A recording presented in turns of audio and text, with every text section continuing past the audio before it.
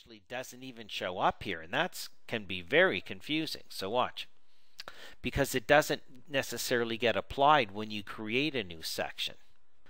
So we're set to sort these by advanced, and there's some views in here that aren't making the cut because of that filter. It's actually filtering out certain views. So if I go in here and I hit section on the view tab, okay, back here again on view section, or you can right click and say add to quick access toolbar, and it puts it down over here.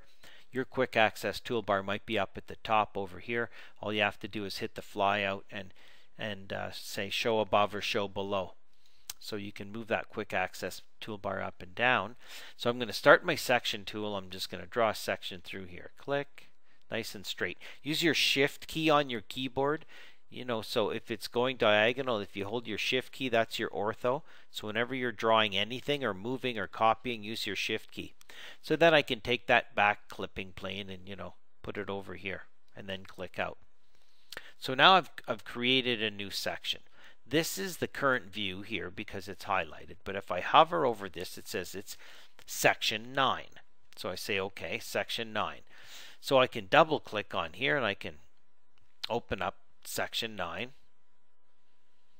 and there's my section, etc. And then I might want to drag that to a sheet or something. So I start to go looking for it, and you see I can't find it. So I go up here to the top and I go, okay, I'll use my new search tool because I know this is section 9. If I click in here, it tells me section 9. So really all I have to do is search for the character 9 or section or something of that sort. And if I hover over here, it'll also tell me section 9. So I'm going to right click and say search and show me in the project browser where section 9 is. And it actually, I don't know if it's allowed to, if I'm allowed to put spaces. I'll say section and it'll start working its way down. So watch, I'll say next, next, section 1, section 4, call out 5, 6, 7, 8, section 6, section 18, and you'll eventually get down. Now I'm at the level, I'm in the project browser, but I'm looking at families, so there's no way it's in there. So I can't find my section 9. Where is it? That's kind of confusing. Where did it go? Kind of disappeared into nowhere, and it's not listed anywhere here. I can't see it, and it's not highlighted even though it is my current view. The reason why is because this project browser setup is the advanced one, and it is set to filter out certain views. So if you go up back over to your view tab over here and then user interface and then project browser organization, first of all, what you could do is you could go to advanced and hit edit, take that filter off and say none, and then just clear it and then hit OK. And all of a sudden it's going to show up, and there it is. It's under the question marks, okay? And there it is. And that question marks are there because this view doesn't have a subdiscipline. It has a discipline which isn't being used, but it doesn't have a subdiscipline, and it doesn't have a view classification. So Revit doesn't know where to file it. These views down in here have a type, a subdiscipline, and a view classification. If I look at this section 1, it's going to say view classification is design, subdiscipline is all, and that's it.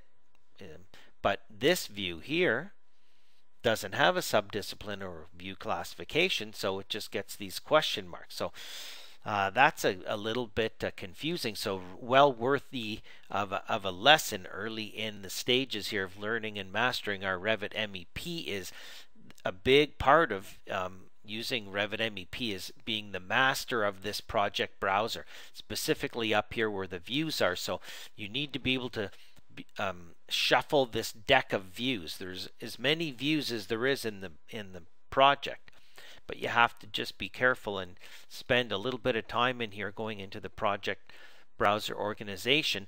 Try some of these, apply these, and see how it affects your simple meaning these ones are classified as being simple. If you go in here, the view classification is set to be what is simple. I'm not exactly sure what that is, but we can go back in and again project browser and say, by type, by phase, advanced, and then all is a very clean one, and it comes factory set. You can't change it. So just remember the default advanced setting. Let's reset that.